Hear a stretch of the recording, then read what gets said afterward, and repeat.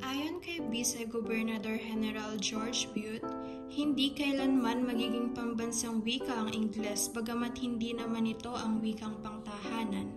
Ngunit sa paglipas ng panahon, saan pa ba nakapaloob ang wikang Filipino kung sa bawat sulok ng mundo mas pinapahalagahan at kinikilala na ang wikang Ingles sa iba't ibang aspeto?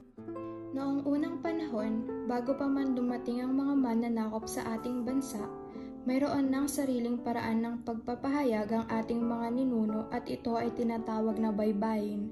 Binubuo ito ng 3 patinig at 14 na katinig. At ayon sa teorya, ito ay nagmula sa Arabic script at tinatawag din na alibata. Lipas ang ilang taon, sinakop ng mga Kastila ang bansang Pilipinas noong 1521 upang ipalaganap ang Kristyanismo. Dahil sa nangyaring pananakop, ang baybayin ay napalitan ng alpabetong Romano na tinatawag din na abecedaryo. Sa panahong ito, unti-unti na ring nawala ang paggamit ng Tagalog at Kastila dahil isinama na rin sa pagtuturo ang wikang Ingles. Dahil sa hirap na dinanas mula sa mga Kastila, tumindi ang damdaming nasyonalismo ng mga Pilipino at namulat sila sa katotohanan na naging sanhi upang magsimula ang himagsikan. Naitatag ang KKK o Kataas-Taasan, Kagalang-Galangan Katipunan ng mga Anak ng Bayan na pinamunuan ni Andres Bonifacio. Sa panahong ito, naitatag ang unang republika ng Pilipinas at ipinatupad din ang konstitusyon ng Biak na Bato noong 1899 na nag-aatas na wikang Tagalog ang magiging opisyal na wikang pambansa. Matapos makalaya sa kamay ng mga Kastila, sinakop naman ng mga Amerikano na pinamumunuan ni Almirante Dewey ang Pilipinas. Ipinag-utos sa panahong ito ang pagtuturo ng wikang Ingles ayon sa batas bilang 74, ito ang naging wikang itinuturo sa primarya at kolehiyo.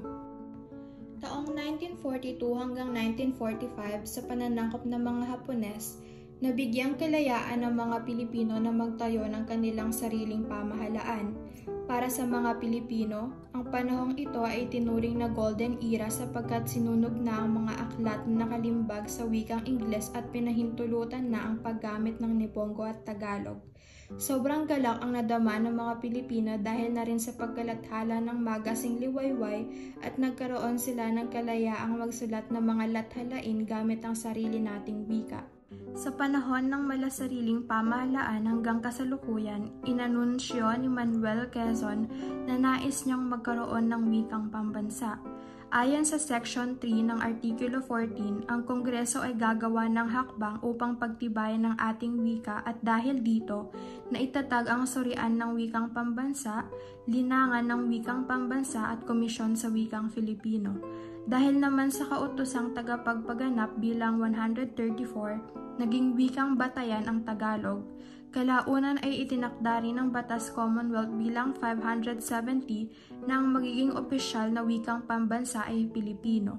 Sa kasalukuyan, wikang Filipino ang naging opisyal na wikang pambansa natin alinsunod sa Saligang Batas ng 1987 Artikulo 14 Section 6. Sa paglipas ng bawat panahon, naging matagumpay ang Pilipinas sa pagsulong na magamit ang ating sariling wika. Hindi man naging madali ang proseso, nagtagumpay pa rin tayong mga Pilipino. Subalit, hanggang ngayon ba ay napahalagahan pa rin ito? Kung tayo mga Pilipino ay mas ginagamit na ang wikang Ingles sa iba't ibang aspeto?